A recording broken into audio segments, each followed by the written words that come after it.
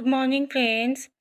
আজকে আমি তোমাদের সঙ্গে শেয়ার করব পুরনো এই যে শপিং ব্যাগটা দেখতে পাচ্ছ, এটা রিইউজ করে একটা সুন্দর অর্গানাইজার তৈরি করব। চলো এবার দেখে নিই এই অর্গানাইজারটা কিভাবে তৈরি করলাম। 5 মিনিটও লাগলো না এই অর্গানাইজারটা তৈরি করতে। দেখো বন্ধুরা, আমি কিভাবে এটা তৈরি করছি। প্রথমেই বলি, আমি আগে দুটো হ্যান্ডেল যে ব্যাগের থাকে সেখান থেকে একটা হ্যান্ডেল আমি কেটে বাদ দিয়ে দিয়েছি, একটা হ্যান্ডেল রয়েছে। এবার দেখো কি করছি, এই যে এই সাইড দিয়ে দুটো পার্টকে আলাদা করে দিচ্ছি। পুরো দুটো পিস করব না, দেখতে থাকো কিভাবে কেটে দুটো শুধু সামনের পার্টের সাইডের দুটো অংশ কাটছি, এই সাইডটা আর অপোজিট সাইডটা। দেখো আমি কিভাবে কেটে দুটো সাইড আলাদা করছি। নিচের পোর্শনটা কিন্তু কাটবো না, শুধু দুটো সাইড কাটছি। আর যে দিকটা হ্যান্ডেলটা কাটিনি সেই সাইডটা কাটছি না, যে সাইডের হ্যান্ডেলটা কেটে বাদ দিয়ে দিয়েছি সেই সাইড থেকেই আমি দুটো পাশ কেটে নিচ্ছি। এই যে দেখো এইভাবে দুটো পাশ কেটে নিচ্ছি প্রথমেই। এই যে একটা দিক কাটা হয়ে গেছে, এবার অপোজিট সাইডটাও কেটে নিচ্ছি। দেখো দেখো এই অর্গানাইজারটা তৈরি করতে কিন্তু 1 টাকাও খরচা হবে না, আর খুব তাড়াতাড়ি তৈরি হয়ে যাবে। দেখো এবার কি করতে হবে, দেখো এইভাবে এই সাইডটাও কেটে বাদ দিয়ে দিচ্ছি। এই যে আমার কিন্তু এই সাইডটাও কাটা হয়ে গেল। এবার পুরো ব্যাগটাকে খুলে নেব।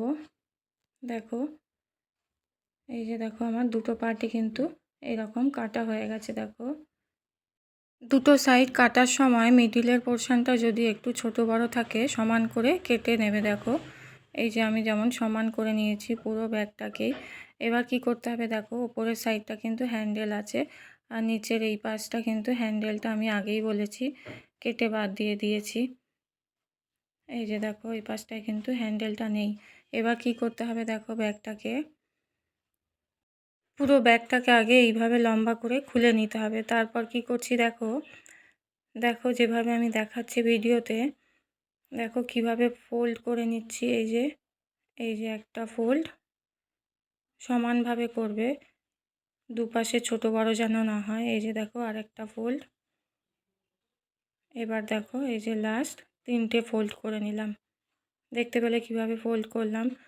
শপিং ব্যাগটা যদি বড় সাইজের হয় তাহলে কিন্তু আরও দুটো একটা বেশি ফোল্ড এইরকমভাবে করে নেওয়া যাবে। এবার কি করতে হবে, দেখো এই যে যেভাবে আমি আঙুল দিয়ে দেখাচ্ছি এইভাবে এইদিকে একটা সেলাই করবে, এই সাইডে একটা সেলাই করবে, আর মাঝখান থেকে এইভাবে একটা সেলাই করে নেবে।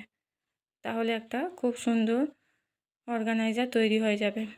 চলো এবার দেখাই কিভাবে আমি সেলাই করছি। যদি তোমাদের বাড়িতে মেশিন থাকে তাহলে মেশিন দিয়েও সেলাই করে নিতে পারো। দেখো এইভাবে একটা সাইড আমি সেলাই করে নিচ্ছি। দেখো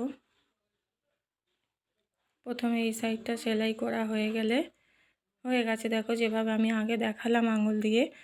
এবার অপোজিট সাইডটাও একইভাবে, এই যে দেখো যেভাবে আমি এই সাইডটা সেলাই করলাম এই সাইডটাও কিন্তু একইভাবে সুতো দিয়ে সেলাই করে নিতে হবে। যাতে দেখো যেভাবে আমি দেখাচ্ছি,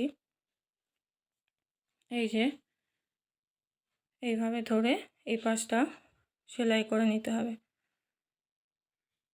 দেখো এরকম ধরনের কিন্তু অর্গানাইজার বাজার থেকে কিনতে গেলে তোমাদের অনেক টাকা লেগে যাবে। এটা কিন্তু ঘরে থাকা জিনিস দিয়েই কিন্তু তৈরি হয়ে যাচ্ছে কত তাড়াতাড়ি। দেখো মেশিন দিয়েও সেলাই করতে পারো তোমরা, অথবা হাতে সেলাই করে নিতে পারো সুতো দিয়ে, কোনো অসুবিধা নেই। দেখো এইভাবে এই সাইডটাও কিন্তু আমার সেলাই হয়ে গেল। এবার দেখো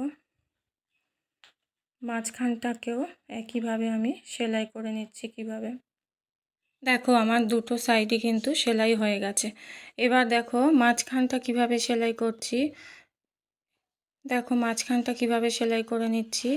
ছোট্ট ছোট্ট পকেট তৈরি হয়ে যাবে। দেখো বন্ধুরা, অনেক ঘরের ছোটোখাটো জিনিস এর মধ্যে তোমাদের রাখতে সুবিধা হবে। যেভাবে আমি আঙুল দিয়ে দেখালাম এইভাবে এবার মাঝখানটাকেও সেলাই করে নিতে হবে।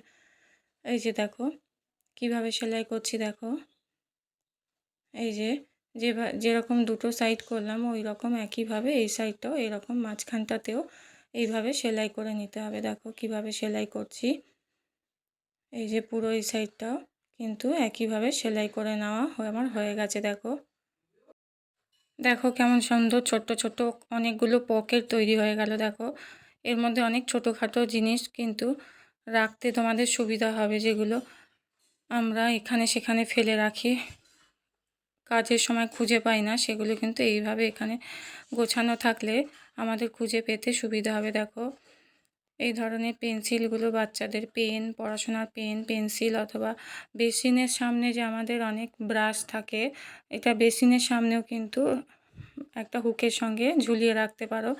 ব্রাশ, পেস্ট এসব যে থাকে, সেখানেও কিন্তু তোমাদের ফেস ওয়াশ থাকে, সেখানে কিন্তু তোমাদের এই ব্যাগটা রাখলে অনেক সুবিধা হবে জিনিসগুলো হাতের সামনে পেয়ে যেতে, খুঁজে পেতে আর কি। দেখো, এইভাবে কিন্তু পেন, পেন্সিল, বাচ্চাদের কাঁচি, বা অনেক সময় দেখবে ঘড়িগুলো রাখার জায়গা থাকে না, কোথায় রাখবো বুঝে পাই না। দেখো, এখানে কিন্তু ঘড়িগুলো অনেকগুলো পকেট আছে, অনেকগুলো ঘড়ি কিন্তু এখানে একসাথে না রাখলেও একটা পকেটে রাখতে পারো, অনেকগুলো পকেট তৈরি হয়ে গেছে। এই ছোট্ট অর্গানাইজারটা কেমন লাগলো তোমাদের অবশ্যই কিন্তু আমাকে কমেন্ট করে জানাবে। আর যদি ভালো লেগে থাকে একটা সাবস্ক্রাইব করে দিও, শেয়ার করে দিও, অন্যদের দেখার সুযোগ করে দিও। তো আজকের মতো ব্লগটা আমি এখানেই শেষ করলাম। দেখা হচ্ছে আবার পরবর্তী ব্লগে, আবার নতুন কিছু নিয়ে আসবো। সবাই ভালো থেকো, সুস্থ থেকো।